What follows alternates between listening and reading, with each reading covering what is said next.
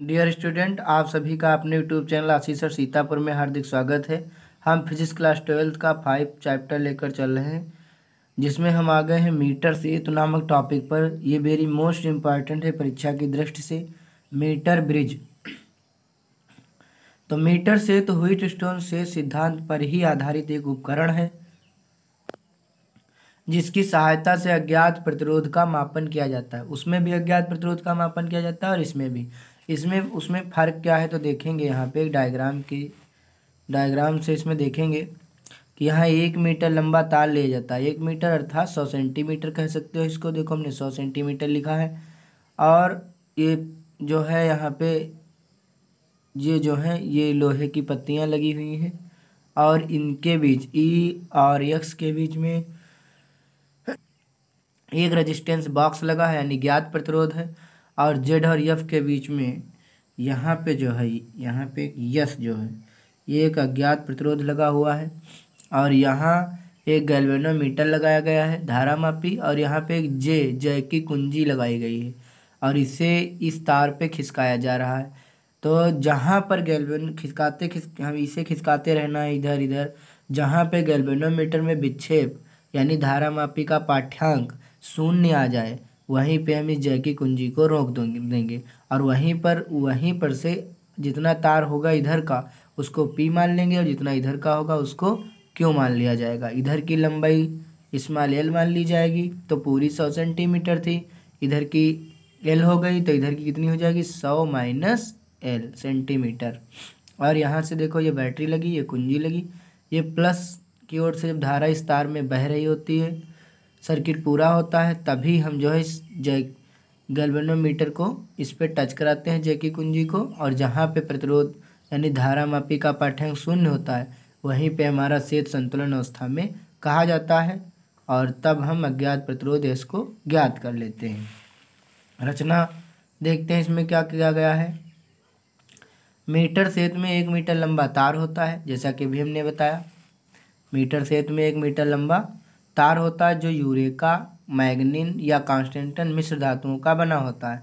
मतलब यूरेका, मैग्नीन और कांस्टेंटन मिश्र धातुओं का बना होता है, क्योंकि इन मिश्र धातुओं का विशिष्ट प्रतिरोध अधिक व प्रतिरोध का ताप गुणांक अल्फा कम होता है।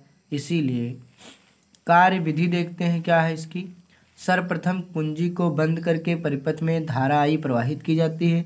अब सर्पी कुंजी की सहायता से, सर्पी मतलब जय की कुंजी, AC तार पर भिन्न भिन्न स्थितियों में संतुलन लंबाई नोट की जाती है।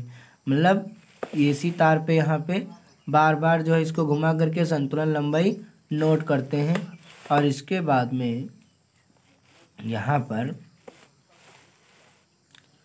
संतुलन लंबाई नोट की जाती है। माना शून्य विक्षेप की अवस्था L सेंटीमीटर लंबाई पर प्राप्त होती है, यानी गैल्वेनोमीटर में शून्य कब आया L सेंटीमीटर लंबाई पर।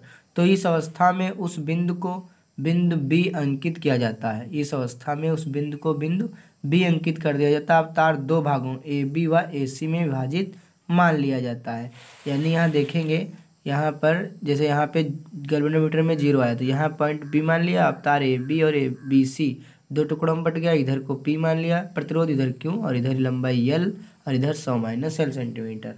जहाँ AB व BC भाग के संगत प्रतिरोध क्रमशः P व Q है। पहले जानते हैं, एक सी सूत्र भी हम जानते हैं कि प्रतिरोध लंबाई के क्या होता है समानुपाती। इसलिए जो P है, नीचे का जो P है वो किसके समानुपाती होगा स्मॉल l के, और समानुपाती का चिन्ह हटाएंगे तो k नियतांक लगाएंगे L, समीकरण नंबर 1। इसी प्रकार जो Q रेजिस्टेंस इधर का बचा था उसमें वो किसके समानुपाती होगा 100 माइनस L सेंटीमीटर के, तो बराबर का चिन्ह लगाएंगे तो K 100 माइनस L सेंटीमीटर। समीकरण 1 व 2 को भाग करेंगे तो P बटे Q बराबर KL बटे K 100 माइनस L, तो K से K कैंसिल हो जाएगा, L बटे 100 माइनस L, समीकरण नंबर 3। अब व्हीटस्टोन सेतु से हमने क्या देखा था कि P बटे Q बराबर R बटे S होता है। तो यहाँ देखेंगे P बटे Q क्या है बराबर एक पक्ष है, तो इन दोनों पक्षों को बराबर करेंगे, यानी समीकरण 3 व 4 से R बटे S एक तरफ लिख लेंगे और L बटे 100 माइनस L एक तरफ लिख लेंगे। अब यहाँ से मुझे यस निकालना है, तो कैसे निकालेंगे, देखो इसको तो उल्टा करो, यानी S ऊपर कर लो R नीचे कर लो, तो इधर भी 100 माइनस L ऊपर चला जाएगा और L नीचे आ जाएगा। अब मुझे निकालना है S, तो R कहाँ चला जाएगा गुणे में, तो R 100 माइनस एल और नीचे एल, ये सब सेंटीमीटर में है और ये रेजिस्टेंस ज्ञात है और ये एस अज्ञात प्रतिरोध है। यहाँ लिखेंगे जहाँ एस एक अज्ञात प्रतिरोध है।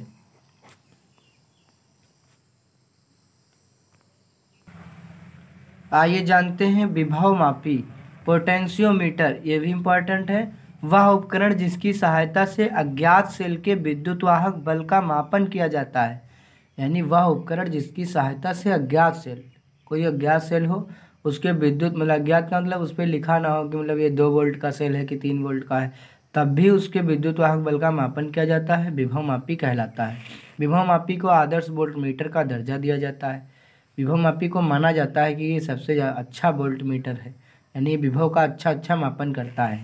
विभव मापी द्वारा जिस सेल का विद्युत वाहक बल की गणना करनी होती है, यानी ज्ञात करना होता है सेल का विद्युत वाहक बल, वह उस सेल से कोई धारा नहीं लेता है, यानी उससे उस समय कुछ भी नहीं जलाया जाता है सेल से, जिससे सेल का विभव विद्युत वाहक बल के तुल्य हो जाता है। उससे कोई धारा नहीं ली जाएगी तो R बराबर V बटे सेल का विभव जो होता है विद्युत वाहक बल के क्या हो जाता है, तुल्य। देखो जब धारा नहीं ली जाएगी तो रेजिस्टेंस क्या हो जाएगा, अनंत। तो यहाँ पे जो है हम लिखेंगे, देखो V बराबर सूत्र क्या होता है, E माइनस आई आर, और जब कोई धारा नहीं ली जाएगी I 0 हो जाएगी तो V बराबर क्या आएगा, E, यानी सेल का विद्युत वाहक बल जो E होगा वो विभव जो होगा वो विद्युत वाहक बल के क्या हो जाएगा, बराबर। सिद्धांत इसका देखते हैं। विभव मापी जो होता है वो स्थायी धारा प्रवाह पर वोल्टता पतन के सिद्धांत पर कार्य करता है। विभव मापी स्थायी धारा प्रवाह पर वोल्टता पतन के सिद्धांत पर कार्य करता है। यदि प्राथमिक परिपथ में संयोजित बैटरी द्वारा नियत परिमाण की धारा प्रवाहित की जाती है। विभव मापी स्थायी धारा प्रवाह पर वोल्टता पतन के सिद्धांत पर कार्य करता है। यदि प्राथमिक परिपथ में संयोजित बैटरी द्वारा नियत परिमाण की धारा प्रवाहित की जाती है तो ओम के नियमानुसार B बराबर आई आर। R बराबर पहले से हम पढ़ चुके हैं रो एल अपॉन ए, तो यहाँ B बराबर I और R की जगह हमने रख दिया रो एल बटे ए। अगर हम देखो I और रो और ए को नियतांक मान लें, क्योंकि I नियत परिमाण की धारा है, रो पहले से नियतांक है, ए को भी नियतांक मान लें, तो विभव किसके समानुपाती होगा, मतलब ये सब नियतांक हो गया तो विभव समानुपाती होगा लंबाई के। तो B समानुपाती चिन्ह हटाएंगे तो KL लिखेंगे, अगर यहाँ से K निकालेंगे तो B के नीचे L जाएगा, K बराबर V बटे L, जहाँ K विभव प्रवणता है। तो आशा करते हैं ये वीडियो समझ में आया होगा और इसी के साथ ये जो है लेसन भी होता है समाप्त। मिलेंगे नेक्स्ट लेसन में, तब तक के लिए आप इसे रिवाइज करिए। धन्यवाद।